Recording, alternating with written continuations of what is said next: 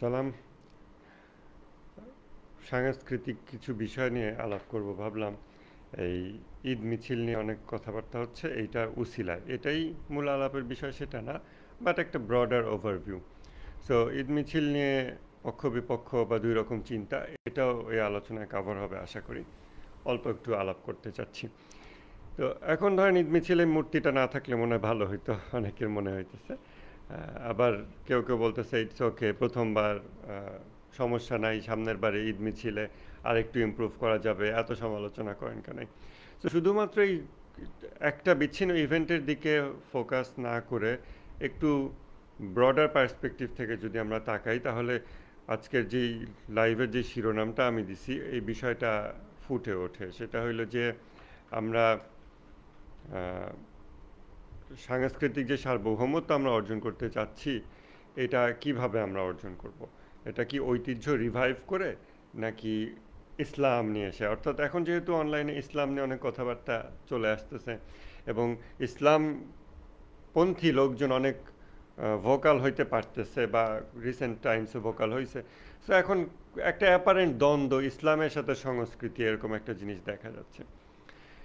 কয়েকটা বিষয় আমরা আলাপ করি, যেমন ভারতীয় সাংস্কৃতিক আগ্রাসনের বিপরীতে আমাদের নিজস্ব সংস্কৃতি দরকার। এই জিনিসটা হাসিনা পতনের পরে অনেকে ফিল করতেছে এবং আমাদের এই জুলাই বিপ্লবে যে ছাত্ররা নেতৃত্ব দিয়েছে তারা এই জিনিসটাকে তুলে ধরতেছে, ফোকাস করতেছে। ভেরি গুড, আমাদের নিজস্ব সংস্কৃতি দরকার ভারতীয় সাংস্কৃতিক আগ্রাসনের এগেনস্টে। বাট কেন দরকার? ওই কেন দরকারের উত্তরের ভিতরে আমাদের আজকের যে মিছিল কেন্দ্রিক যে প্রবলেমগুলো, এইটার কিছু সলিউশন আছে এবং অন্যান্য বিভিন্ন বিষয়ের সলিউশন আছে। যেমন ভারতীয় আগ্রাসন, প্রথমে আমরা একটু থিওরিটিক্যাল টাইপ কথা বলি। যেমন আগ্রাসন কী জিনিস? দেখেন, সংস্কৃতি হইল গতিশীল জিনিস। তো সংস্কৃতি আপনার আস্তে আস্তে চেঞ্জ হয়, মানুষের টুলস অ্যান্ড টেকনোলজি, এটা সেটা বিভিন্ন জিনিসের সাথে সাথে চেঞ্জ হইতে থাকে। এটা হলো সংস্কৃতির ন্যাচারাল ফ্লো, যেমন মানুষের বডি ন্যাচারালি গ্রো করে। বাট হঠাৎ যদি একটু অ্যাবনর্মাল গ্রোথ হয়, আমরা ওটাকে টিউমার বলি, ক্যান্সার সেল বলি, ক্যান্সারাস বলি। এখন আগ্রাসন জিনিসটা তখনই, আমরা কোনো সংস্কৃতির বিষয়কে তখনই আগ্রাসন বলি যখন এটা ধীরে ধীরে একটা জাতির ভিতরে না এসে হুট করে চলে আসছে, যেটা জাতির বিভিন্ন সংস্কৃতি বা জাতির চেতনা বা জাতি বা মানুষের ভিতরের সাথে কম্প্যাটিবল হচ্ছে না, সামহোয়াট ইনকম্প্যাটিবিলিটি আছে, তখন এটাকে আমরা আগ্রাসন বলি, চাপিয়ে দেওয়া বলি। যখন কোনো জাতি কোনো বিষয়কে, কোনো সংস্কৃতিকে উইলিংলি অ্যাকসেপ্ট করে, যেমন আমাদের ধরেন আমাদের দেশে আমরা আমাদের ফেসবুক কি আমাদের এখন সংস্কৃতির একটা অংশ হয়ে গেছে না? ফেসবুক, ইউটিউব, টিকটক, এগুলো কি সংস্কৃতির অংশ হয়ে গেছে না? এখন এইগুলোকে আমরা কিভাবে সংস্কৃতির অংশ বানাইছি? এটা কি আগ্রাসী মোডে আসছে, নাকি এটা স্লো পয়জনিং মোডে আসছে? যদি স্লো পয়জনিং হয়, তার মানে আমি উইলিংলি একটা জিনিস খাচ্ছি, বাট পয়জন হয়তো আমি ডিটেক্ট করতে পারিনি। সো ওটা আমার স্লোলি হয়েছে, ওটা অ্যাকসেপ্টেবল ফরম্যাটে হয়েছে, যেই জন্য ওটার বিরুদ্ধে আমি বিদ্রোহ করতেছি না। কিন্তু যখন ভারতীয় সাংস্কৃতিক আগ্রাসন আমরা বলতেছি, তখন সেটা আগ্রাসন কেমনে হইতেছে? কারণ আমরা নামাজ রোজা করা জাতি, জনগোষ্ঠী, হঠাৎ করে এই আমাদের সংস্কৃতি মন্ত্রণালয় থেকে বলা হলো এটা করা হবে, সেটা করা হবে, মঙ্গল শোভাযাত্রা করা হবে, সেখানে অশ্লীল পোশাক আশাকের মানুষজন গান বাজনা এগুলো করবে, শাহরুখ খানকে ইন্ডিয়া থেকে নিয়ে আসবে। হাসিনা আমলে এগুলো হয়েছে। 25 ফেব্রুয়ারির দিনে শাহরুখ খান বাংলাদেশে এসে নেচে গেছে এই তার নগ্ন নর্তকীদেরকে নিয়ে, অর্ধনগ্ন নর্তকীদের নিয়ে। তো এই মানে পিলখানা হত্যাকাণ্ড দিবসে আর কি। এই যে এই জিনিসগুলো, তখন আমরা এই জিনিসটাকে আগ্রাসন বলি, কারণ জাতির মধ্যে ফিল হচ্ছে যে আজকে আমাদের শহীদদের শাহাদাত দিবস। হ্যাঁ, ভারতে এই দিনে আমাদের এত মানুষকে মেরে ফেলছে, আমাদের সৈন্যদেরকে, আমাদের যারা রক্ষা করতো এই জাতিকে, সোনালী সন্তান যারা, এদেরকে মেরে ফেলছে। তো ওই দিনে যখন জোর করে কনসার্ট করা হচ্ছে, তখন আমরা ওটাকে খুব আগ্রাসন ফিল করি। বাট আমরা যখন নিজে থেকে অনলাইনে সার্চ করে হিন্দি গান দেখি বা কলকাতার বিভিন্ন বাংলা মুভি এগুলো দেখি, তখন ওটাকে আমরা আগ্রাসন ফিল করি না অ্যাকচুয়ালি। হইতে পারে ওটা আমার সামনে অপশন দেওয়া হয়েছে, বাট আমি উইলিংলি ওটা চুজ করছি।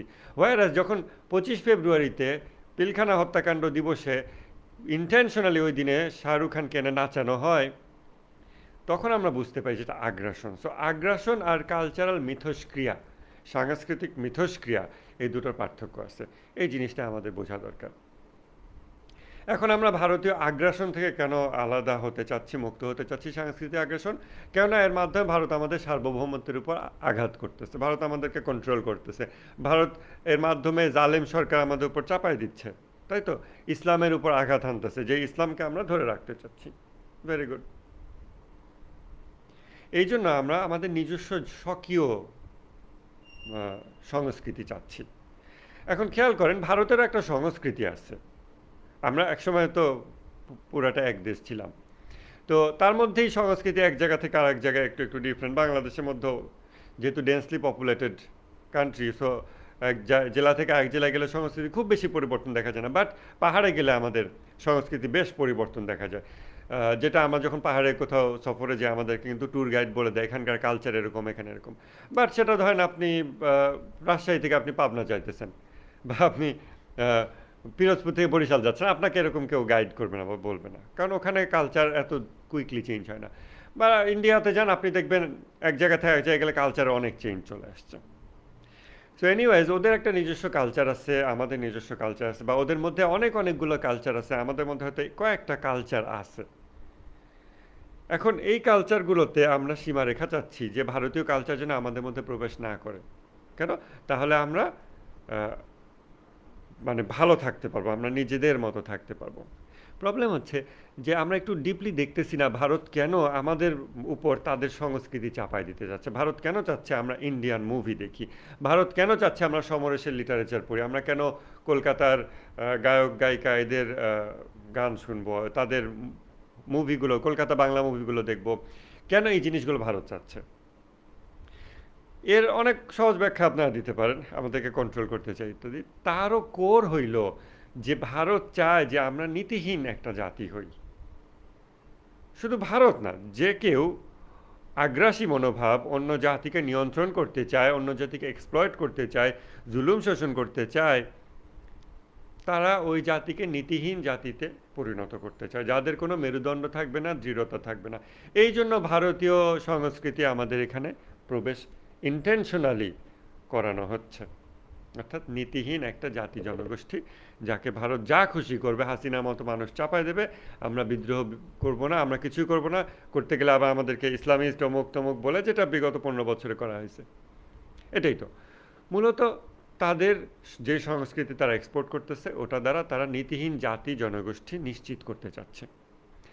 আমরা এর বিপরীতে যদি আমাদের নিজস্ব সংস্কৃতি চাই, তাহলে হতে পারে আমরা আমাদের নিজস্ব সংস্কৃতি তৈরি করছি, স্টিল আমরা নীতিহীন। ফর এক্সাম্পল, আমরা এতদিন ভারতীয় সংস্কৃতি দ্বারা আক্রান্ত ছিলাম, আমাদের গান বাজনা উৎসব যা কিছু সব কিছুতে ভারতীয় সংস্কৃতি, ভারতের চিন্তা ভাবনা সব কিছু, আমাদের কথা, আমাদের লিরিক্স, আমাদের মানুষ মরলে সেই লাশ সামনে নিয়ে গান করা, রবীন্দ্রসঙ্গীত গাওয়া, সব কিছুতে ভারতের। ওকে, এখন আমরা মনে করলাম যে ঠিক আছে, এবার আমরা আমাদের একটা কিছু করব, কারণ আমাদের তো কিছু নাই, মানে অতীতে ছিল, বাট আমরা তো অনেক বছর ভারতের অধীনে আছি বা ছিলাম, স্পেশালি স্বাধীনতার পর থেকে, 71-এর পর থেকে। তো 53-54 বছর ধরে আমরা ভারতীয় সংস্কৃতির অধীনে থেকে আমরা আমাদের কিন্তু নিজস্ব সংস্কৃতির ইভেন জন্মের পর থেকে আমরা পাই নাই। আমরা পেয়েই আসছি ভারতীয় সংস্কৃতি, কোনো মতে একটু নামাজ রোজা জুমার নামাজ এগুলো একটু মেনটেন করছি। এখন যখন আমরা নিজস্ব সংস্কৃতি চাচ্ছি, তখন এমন না যে আমার সংস্কৃতি আছে, ভারতীয় সংস্কৃতিকে আমি জাস্ট থট করতেছি, ছুঁড়ে ফেলতেছি, বরং এখন আমার নিজের সংস্কৃতি ফ্রম দ্য স্ক্র্যাচ গড়তে হচ্ছে। এই যে বলা হচ্ছে যে আসিফ মাহমুদের পোস্টার দেখবেন, রিভাইভিং দ্য রয়্যাল পাস্ট। এই যে রিভাইভিং দ্য রয়্যাল পাস্ট, এটা আমাদের এই ভূখণ্ডের 200-400 বছর আগে হয়তো একটা ইতিহাস। এখানে ঈদ মিছিল হইতো, হাতি থাকতো, ঘোড়া থাকতো, ঠিক আছে, বাট ওইটাকে আমি জীবনে পাইছি? আমার বাপদাদা পাইছে? আমি যখন পাই নাই, তাইলে ওইটা আমার সংস্কৃতি কিন্তু না, ওটা আমার এই ভূখণ্ডের অতীত সংস্কৃতি। এখন অতীত সংস্কৃতি বলতে আমি কেন মাত্র 200-300 বছর আগের সংস্কৃতি দেখব? আমি 1000 বছর আগের সংস্কৃতিও দেখতে পারি, আমি 5000 বছর আগের সংস্কৃতিও দেখতে পারি।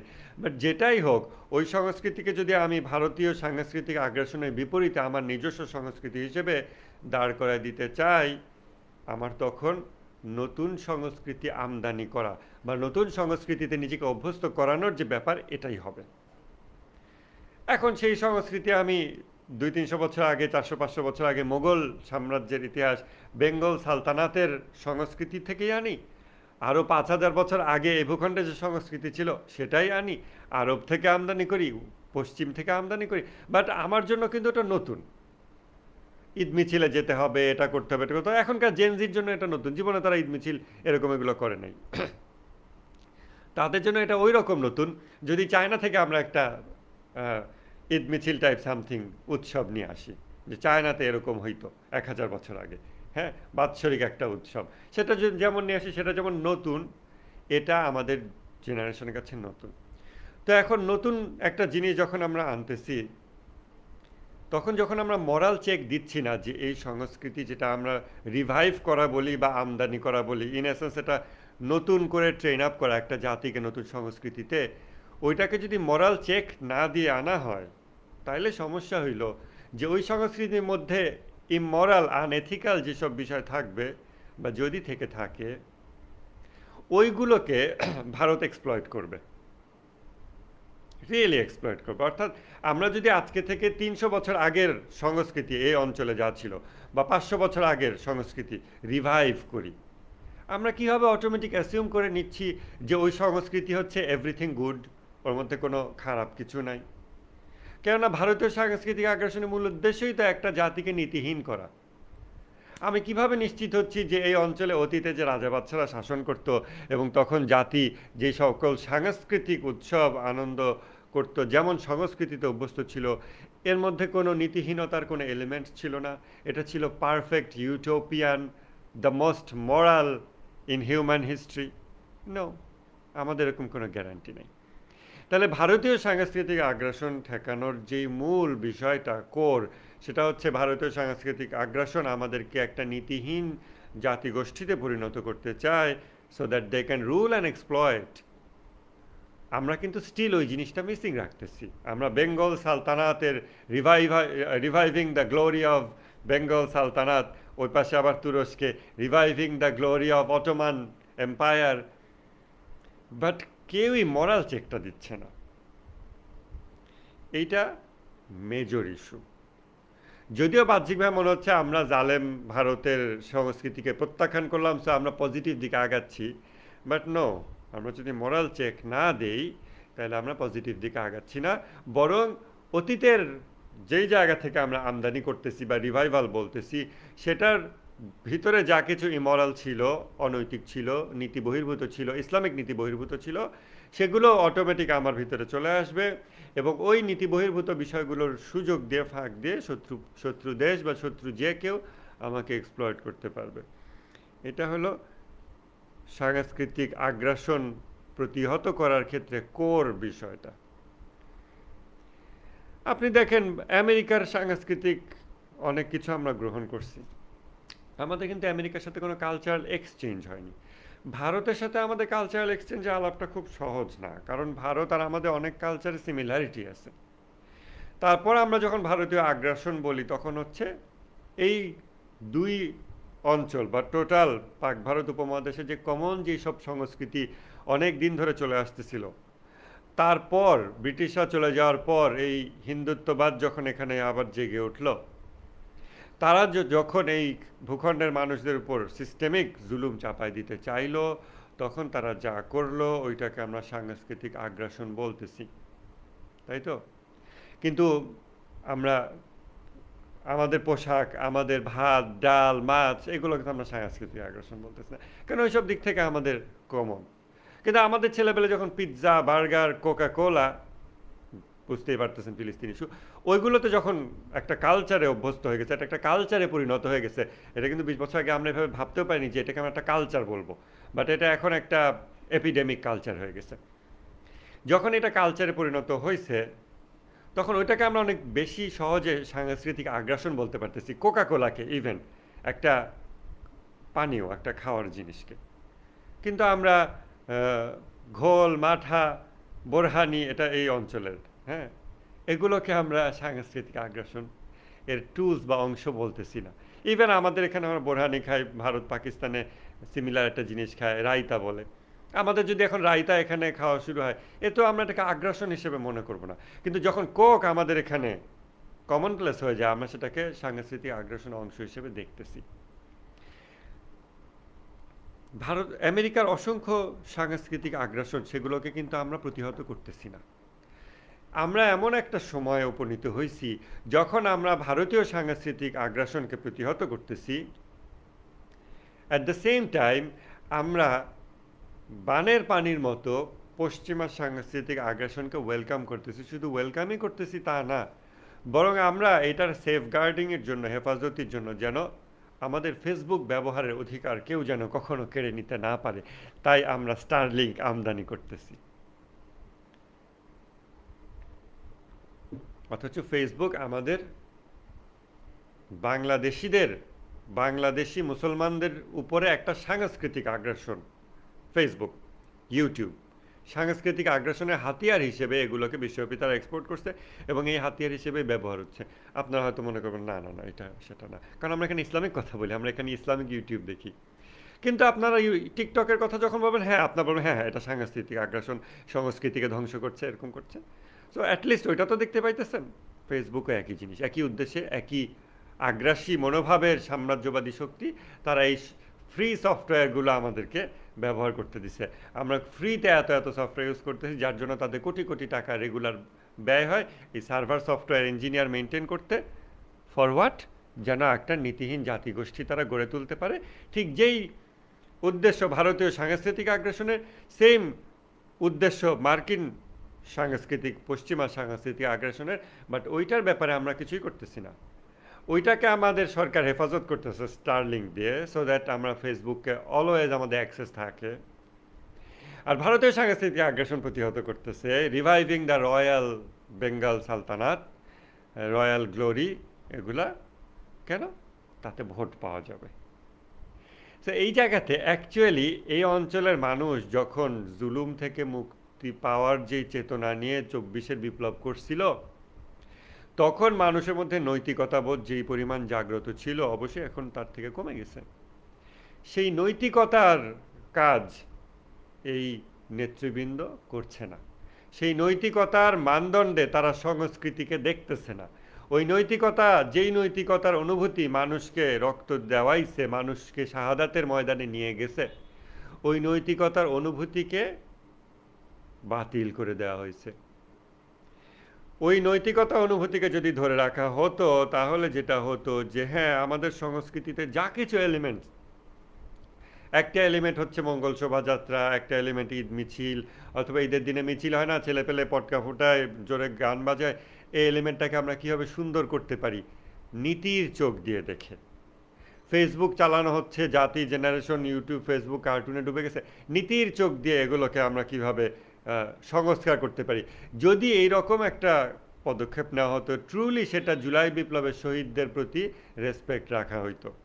কারণ জুলাই বিপ্লবের শহীদরা সব ধরনের জুলুমের এগেনস্টে দাঁড়ায় শহীদ হয়েছে। এটা না যে আমরা শুধু হাসিনার জুলুম বা ভারতীয় জুলুম, কিন্তু আমেরিকার জুলুম আমরা পছন্দ করি। ফিলিস্তিনে মানুষ মারতেছে, এটা ঠিক, বাংলাদেশে মানুষ মারাবে ঠিক, আমি এই রকম তো আমাদের শহীদরা বলে নাই, তাই না? তো এই জায়গাতে অলরেডি শহীদদের শাহাদাতের যে চেতনা, মানে সেন্স যেটা, ওইটাকে বিট্রে করা হয়েছে। এখন রাজনৈতিক স্বার্থে ভারতের থেকে আমাদের স্বকীয়তা একটা মেনটেন করা, একটা কিছু তৈরি করা হচ্ছে। অল দ্য ওয়াইল আমরা ইমরাল, আমরা আনএথিক্যাল, আমাদের এগুলোকে নৈতিকতার ফিল্টার দিয়ে চেক করা হচ্ছে না। অতএব আমরা নিজস্ব সংস্কৃতি থাকলেও আমরা নীতিহীন হইতে পারবো, এবং ভারত তাতে খুশিই হবে যে যাক, আমার আর মিডিয়া কিছু দিতে হইতেছে না। ধরেন আমরা ওয়েস্টার্ন সংস্কৃতি, যেটা থেকে আমরা ঠেকাইতেছি না নিজেদেরকে, ওগুলো বানের পানির মতো আসতেছে। ইন্ডিয়া অলরেডি খুশি, ইন্ডিয়া বলবে আমাদের মূর্তি পূজা হ্যান ত্যান, এই মঙ্গল শোভাযাত্রা বাদ দিয়েছে, কোনো অসুবিধা নেই। আরও খারাপ জিনিস, পশ্চিমা সংস্কৃতিতে বাংলাদেশি মুসলমান ভেসে গেছে, ইন্ডিয়া খুশি হয়ে আলহামদুলিল্লাহ বলবে যে এখন ওদেরকে আমরা আরও ইজিলি কন্ট্রোল করতে পারবো, কেননা ওরা নিজ দেশের মানুষের জুলুমের প্রতিও আর খেয়াল করবে না, এবং ভারতে মানুষ মজলুম হলে ওরা কেয়ার করবে না। কেননা নীতিহীন জাতিগোষ্ঠী তৈরি করা তাদের মূল উদ্দেশ্যই এটা থাকে যে আমরা যেন একটা বর্ডারের মধ্যে সীমাবদ্ধ থাকি। আমার বাসা আমি ভালো থাকব। যেই সীমারেখাগুলো হাসিনা এই জাতির মধ্যে চাপাই দিছিল অনেক বেশি, তারপর মানুষ এটা ভেঙে ফেলছে, ভেঙে বের হয়ে আসছে যে আমার ভাই মরলো কেন। তো তখন কিন্তু যে মরছে সে আমার ভাই হয়ে গেছে, মানুষ এটা ফিল করতে পারছে। এটা যেন ফিল না করে এই জন্য একটা জেনারেশনকে জেনারেশন আফটার জেনারেশন কত রকম ডিস্ট্রাকশন দিয়ে বিজি রাখছিল। Facebook, TikTok, YouTube, cricket, football, Shahrukh Khan, concert, অমুক তমুক, কি নাই যা দিয়ে তাদেরকে ডিস্ট্র্যাক্টেড রাখা হয় নাই। গেমস, কম্পিউটার গেমস, আর অনেক কিছু। একটা জাতিকে ডিস্ট্র্যাক্টেড রাখার সকল পসিবল এলিমেন্টস দিয়ে ডিস্ট্র্যাক্টেড রাখা হয়েছিল, যেন প্রত্যেকেই আরেকজন মরতেছে আই ডোন্ট কেয়ার, আরেকজন পেইনে আছে আই ডোন্ট কেয়ার, আমি আমার মতো ভালো থাকে, আমি সেলফি তুলি, আমি পিৎজা বার্গে যাই, আমি এটা করি ওটা করি, এরকম লাইফস্টাইল তারা দিছিল, জাতির সামনে তুলে ধরছিল এবং জাতিকে এটাতে ডুবাই দিছিল। ওটা থেকে মানুষ বের হয়ে আসছিল।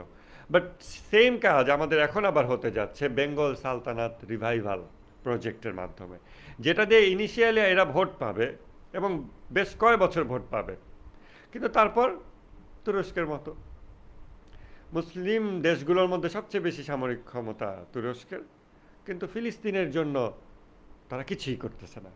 তাদের জাতি তাদের শাসককে চাপও দিচ্ছে না যে এটা করো ওটা করো।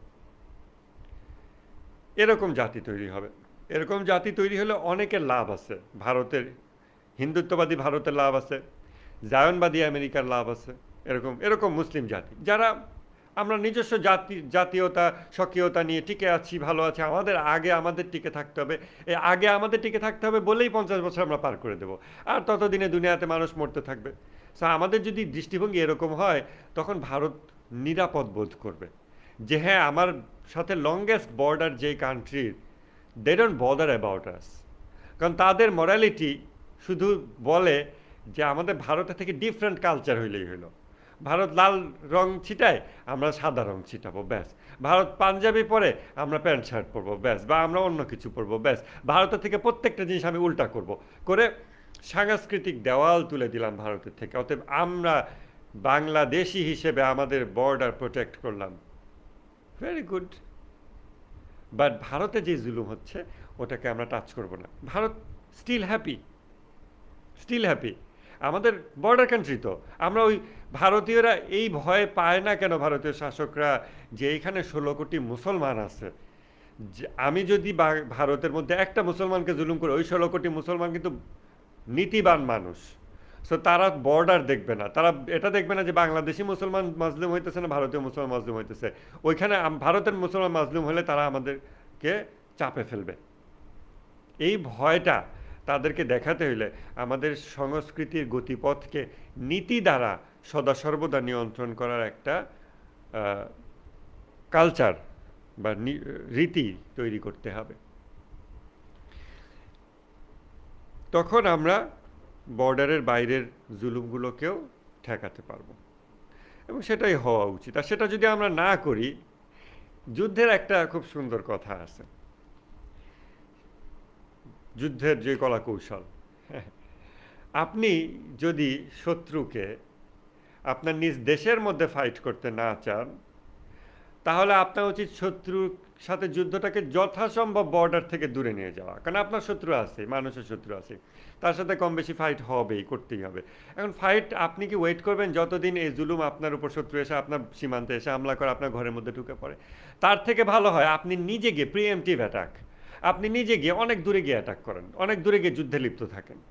সো দেখবেন যেই সমস্ত দেশ বাইরে যুদ্ধে লিপ্ত থাকে, নিজের ইমিডিয়েট বর্ডারের সাথে না, নিজের বর্ডার থেকে 2-3 দেশ পার হয়ে অন্য কোথাও যুদ্ধে লিপ্ত থাকে, তারা নিজের বর্ডারে যুদ্ধে লিপ্ত থাকে না। কারণ সে যুদ্ধটাকে বাইরে নিয়ে গেছে, বর্ডার থেকে অনেক দূরে নিয়ে গেছে। সো নিজের দেশকে সে অনেক সেফ রাখতে পারছে। সো আমরা যদি মনে করি যে আমরা বর্ডারের বাইরে কারো ব্যাপারে কেয়ার করব না, আমাদের সংস্কৃতি হবে, আমরা বেঙ্গল সালতানাতকে রিভাইভ করব, ওটা মরাল ইমরাল এথিক্যাল আনএথিক্যাল প্রিন্সিপাল আছে কি, নীতি আছে কি নাই, উই ডোন্ট কেয়ার। আমাদের জাস্ট ভারতের থেকে একটা দেওয়াল তোলা দরকার। আমরা সাংস্কৃতিক দেওয়াল তুলতে পারি বটে, কিন্তু আমাদের উপরে যেই জুলুম হামলা যুদ্ধ, এটাকে আমরা ঠেকাইতে পারবো না। ওটাকে ঠেকাইতে হলে আমাদের এমন প্রিন্সিপলিস্ট হইতে হবে, এমন নীতিবান জাতি তৈরি করতে হবে যারা এই যুদ্ধটাকে বর্ডারে আসা পর্যন্ত ওয়েট করবে না, বর্ডার থেকে আরও ভিতরে নিয়ে যাবে। অর্থাৎ ভারতীয়দের সাংস্কৃতিক আগ্রাসন শুধু ঠেকানো না, ভারতীয়রা বর্ডারে যে আমাদের গুলি করে মারে শুধু এইটা না, আমরা ইভেন বাফার জোন এস্টাবলিশ করব যে বাংলাদেশের বর্ডার থেকে চারিদিকের 100 কিলো পর্যন্ত এর ভিতরে যেন কোনো মানুষকে তোমরা জুলুম না করো, গুলি না করো, করলে আমরা তোমাদের ধরবো। এটা আমাদের বাফার জোন। কেন আপনার অদ্ভুত মনে হচ্ছে? ইসরায়েল বাফার জোন এস্টাবলিশ করছে সিরিয়াতে। ইসরায়েল আসাদ সরকারের পতনের পর বাফার জোন এস্টাবলিশ করছে কি এই জায়গাটুকু আমরা কন্ট্রোলে নিয়ে রাখতেছি যেন আমার দেশ নিরাপদ থাকে।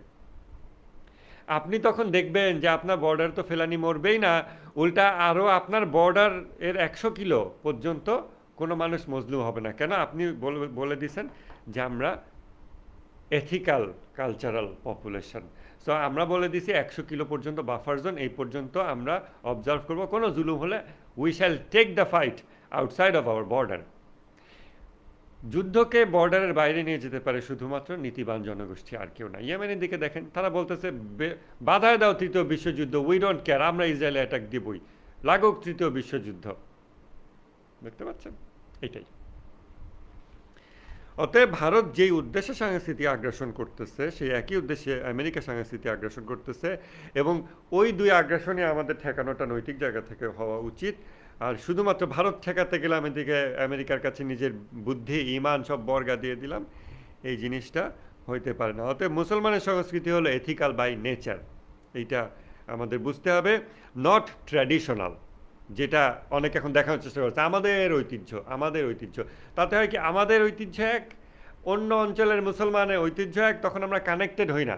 কারণ আমরা কালচারকে কেন বলতেছি? কালচার হলো একটা জাতির কোহেসিভ এলিমেন্ট, একটা জাতিকে আটকায় রাখে, একের সাথে অপরের সম্পর্ক সৃষ্টি করে সংস্কৃতি।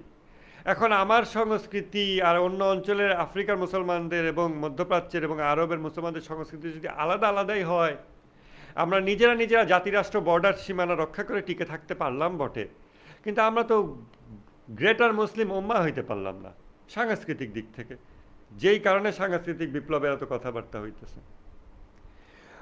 কিন্তু আমরা কিভাবে সাংস্কৃতিক দিক থেকে এক হইতে পারবো, গোটা মুসলিম উম্মাকে এক সংস্কৃতি আন্ডারে আনতে পারবো? এইভাবে না যে সবাইকে দাড়ি টুপি জুব্বা দিয়ে, বরং এইভাবে যে সংস্কৃতি গতিশীল নদীর মতো, ভাষা যেরকম গতিশীল, এই বিষয়টা মেনে নিয়ে, এটা বুঝে অ্যাকসেপ্ট করে, যেখানেই মুসলমান আছে, যে ভূখণ্ডেই মুসলমান আছে, তারা তাদের সংস্কৃতিকে শুধুমাত্র কোরআন হাদিসের ইসলামের নীতি দিয়ে ফিল্টার করে।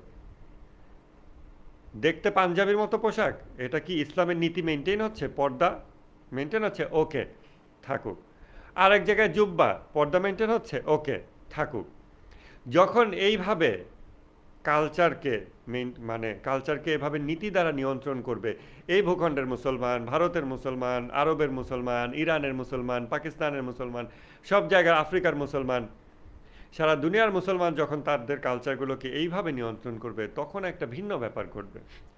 তখন আমাদের ভাষা ভিন্ন হবে, পোশাক ভিন্ন হবে, কিন্তু আমরা সহজে আরেকটা কালচার ইন্টিগ্রেট করতে পারবো। কেন? কারণ আমরা আফ্রিকার মুসলমানদের সাথে ইজিলি ইন্টিগ্রেট করতে পারবো। কীভাবে?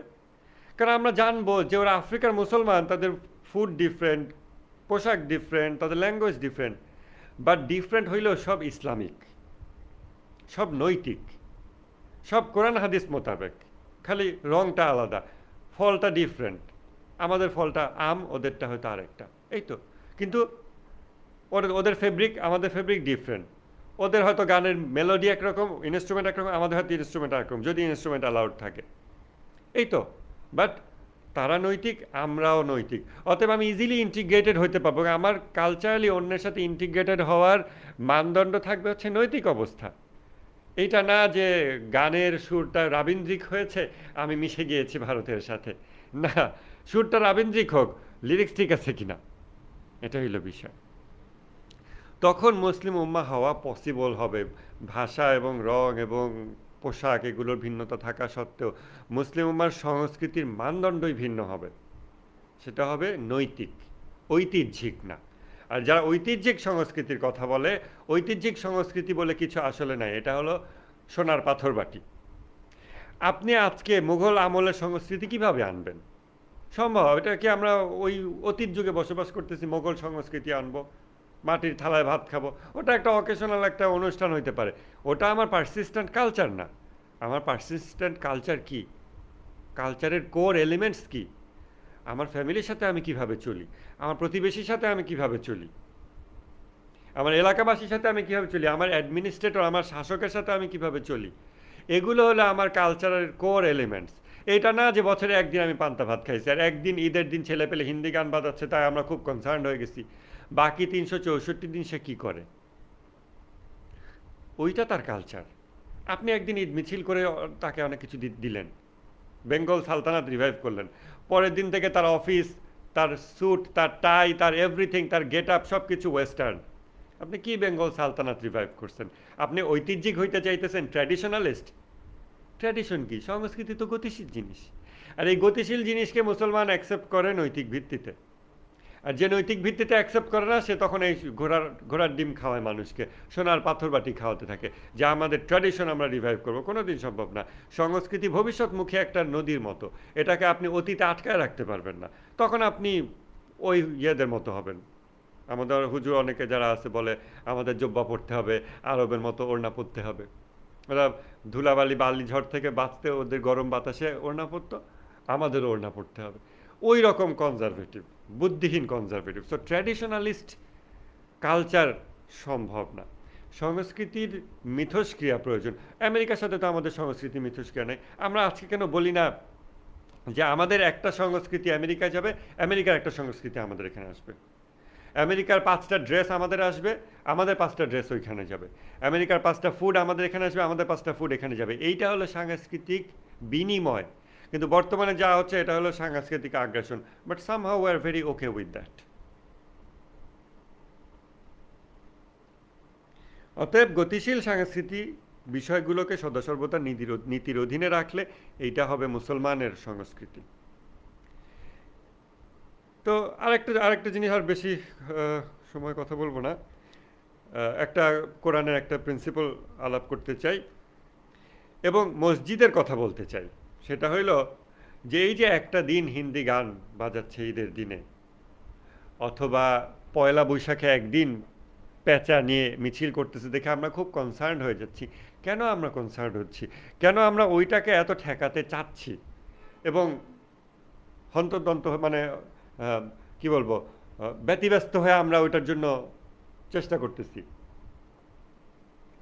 কারণ ইভেন মুসলমানের সংস্কৃতির যেই কঙ্কাল, মানে একটা দেহকে মেনটেন করে যেরকম কঙ্কাল, ওই কঙ্কালটাই আমরা দেখতে পাচ্ছি না। মুসলমানের সংস্কৃতি মেনটেন হবে হচ্ছে নীতির দ্বারা। কারণ ইসলাম ব্যক্তি স্বাধীনতা দিচ্ছে, তুমি যা খুশি করো, নীতি হইলো এই মেনে চলো, নীতি মেনে চলো, ব্যাস। তুমি সংস্কৃতি নতুন তৈরি করো। আমরা আমাদের দেশের ইয়াং ছেলে পেলে মিলে একটা নতুন সংস্কৃতি তৈরি করতে পারে এবং সংস্কৃতি তো আস্তে আস্তে চেঞ্জ হইতে থাকে, আপডেট হইতে থাকে, মানুষের হাত দিয়ে হয়। কিন্তু প্রতিটা ছোট ছোট চেঞ্জ আমাদের সংস্কৃতিতে কি হবে? প্রতি সপ্তাহে জুমার নামাজ, 52টা লেকচার, বছরে 52 খুতবায় সংস্কৃতির ধারাগতি নির্ধারিত হতে থাকবে। আমাদের আলেম সমাজ অবজার্ভ করতে থাকবে যে সংস্কৃতিতে নতুন এলিমেন্ট আসতেছে এবং সংস্কৃতির নতুন এলিমেন্ট ইউথরাই নিয়ে আসে, ইউথরাই সব নতুন জিনিস নিয়ে আসে। সো ইউথের ভিতর নতুন এলিমেন্ট আসতেছে, এটা ইসলামিক নীতি দ্বারা গ্রহণযোগ্য কি গ্রহণযোগ্য না? তাদের একটা চাহিদা তৈরি হয়েছে, ইসলামিক নীতি দ্বারা অগ্রহণযোগ্যভাবে তারা এটা করতেছে। গ্রহণযোগ্যভাবে ওই যে অল্টারনেটিভের কথা যে বলে, অল্টারনেটিভ আনো, ভেরি গুড। হুজুরা অল্টারনেটিভ প্রপোজ করলো, এটা করলো সেটা করলো, ইউথদেরকে বললো তোমরা একটা অল্টারনেটিভ বানাও, অল্টারনেটিভ কিছু চিন্তা করো। ঠিক আছে, হলিউডের মুভি অশ্লীল থাকে, তোমরা ভদ্রতার মধ্যে থেকে মুভি বানাও বা সামথিং, অনেক অনেক কিছু অল্টারনেটিভ তোমরা করো। বাট আলেম সমাজ যদি ওই দায়িত্ব পালন করে, ওই জায়গায় থাকে, মসজিদগুলোকে যদি আবাদ করা হয়, মসজিদগুলোকে যদি অনাবাদি ফেলে না রাখা হয়, তাহলে যেটা হবে যে কোর্স কারেকশন বছরে 52 বার ঘটবে। বছরে 52টা শুক্রবারে আমাদের সংস্কৃতি একটু বেলাইন হচ্ছিল, আবার লাইন আনা হচ্ছে, একটু বেলাইন হচ্ছে, আবার লাইন আনা হচ্ছে। কোথা থেকে লাইন আনা হচ্ছে? মসজিদ থেকে, জুমার খুতবা থেকে। এটা হতেই পারে এবং এটার জন্য আল্লাহ তালা আমাদেরকে তো সিস্টেম দিয়েই দিছে। আমাদের ফেসবুকে অনেক বিতর্ক করার দরকার নাই, এটা নিয়ে অনেক সেই করার দরকার নেই। আমাদের প্রতি 7 দিনে 1 দিন আমাদের কোর্স কারেকশনের সুযোগ আছে। আমাদের মেম্বার থেকে আমাদের কোর্স কারেক্ট করে দেওয়া হবে যে আপনাদের ঈদ মিছিলে এটা ছিল, এবারে সামনে ঈদ মিছিলে এই জিনিসটা রাখা যাবে না, মিউজিক্যাল ব্যান্ড পার্টি রাখা যাবে না, দফ রাখতে হবে, মূর্তি রাখা যাবে না, আপনারা ঘোড়া নিয়ে শোডাউন দিতে পারেন, সমস্যা নাই, নারী শিশুর পার্টিসিপেশন আনেন, তাদের নিরাপত্তার ব্যবস্থা করেন, আগামী 1 বছর এভাবে কাজ করেন, ইত্যাদি ইত্যাদি। পরের সপ্তাহে দেখা গেল আবার 2 সপ্তাহ পর তো পয়লা বৈশাখ, হ্যাঁ, পয়লা বৈশাখ, তখন আবার দেখলো মানুষ পয়লা বৈশাখে আবার এটা করতেছে, মনে করেন কেউ মূর্তি আনে নাই, ঠিক আছে, পান্তা ভাত খাইতেছে, হুজুরা দেখলো পান্তা ভাত ইলিশ খেলে এটা ইসলামের সাথে সাংঘর্ষিক না, হুজুরা বললো ভেরি গুড, আপনারা পান্তা ভাত খাইছেন, ভেরি গুড, চালায় যান, আবার যদি আপনাদের ভুলভাল কিছু হয় আমরা দেখবো, আমরা খেয়াল রাখবো, আমরা আপনাদের অভিভাবক। হতেই পারতো মসজিদগুলোকে অনাবাদি ফেলে রেখে একটা জাতির সংস্কৃতির নিয়ম কি হওয়া উচিত, এটা কি ট্র্যাডিশনাল হওয়া উচিত নাকি এইটা মরাল এথিক্যাল হওয়া উচিত, এই বিষয়ে ডিসকোর্সটা মসজিদে হইতেছে না, আলেম সমাজের মধ্যে হইতেছে না। এই ডিসকোর্সগুলো ঢাকা ইউনিভার্সিটির ছাত্ররা মিলে সিদ্ধান্ত নিছে, যাদের হাত দিয়ে দেশি বিদেশি সহায়তায় বিপ্লব হয়েছে, তারা মনে করতেছে আমরা ট্র্যাডিশন রিভাইভ করব এবং তুর্কি খেলাফতের মতো আমরা বেঙ্গল খেলাফতকে রিএনাক্ট করব বারবার। আমাদের মসজিদ অনাবাদি রাখার এটা হইল রেজাল্ট। অতএব ঈদের একদিনে হিন্দি গান বাজনা এগুলো বিষয় না, এগুলো কনসার্নিং ইস্যুও না। আপনি বছরে 52 দিন ওই ছেলেকে পাইতেছেন কিনা মসজিদে, ওইটা না পাইলে কনসার্নিং। যেই ছেলেকে আপনি বছরে 52 দিন মসজিদে পান এবং আপনার খুতবা সঠিক হয়, আপনার হৃদয় বলে দিবে যে কালকে ঈদে ওই ছেলের হাত দিয়ে কোনো পটকাবাজি, গান বাজনা, হিন্দি লাউড স্পিকার এগুলো হবে না, অন্যরকম কিছু হবে। আপনার হৃদয় বলে দেবে, কারণ আপনি 52 দিন ওকে লেকচার দিচ্ছেন, আপনি 52 দিন ওকে শিখাইছেন। আমাদের মসজিদ অনাবাদি ফেলে রেখে আপনি ঈদ মিছিল, যেটা ইসলামিক একটা জিনিস, সেটা দিয়ে আবার ভারতের থেকে আলাদা কিছু করতে চাচ্ছেন, আবার আমেরিকার জন্য নিজেকে ওপেন করে দিয়ে রাখছেন, কী জগা খিচুড়ি করতেছেন, মানুষকে কি বুঝাইতেছেন? এটা কিছু হইল?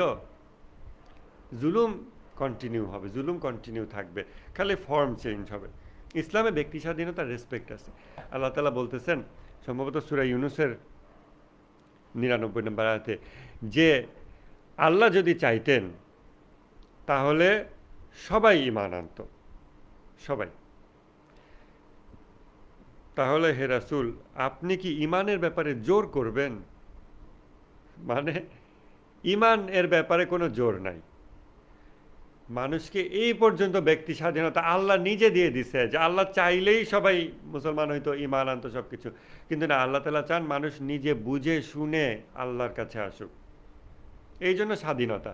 এই জন্য নবী খালি মুখে বলতেছে তোমরা এটা মেনে নাও, এটা ভালো, ওইটা খারাপ। যদি মেনে নাও, তোমাদের সোশ্যাল অ্যাফেয়ার্স ম্যানেজ করার জন্য নেতৃত্বের দরকার হয়, আমি সেই নেতৃত্ব অটোমেটিক দেবো।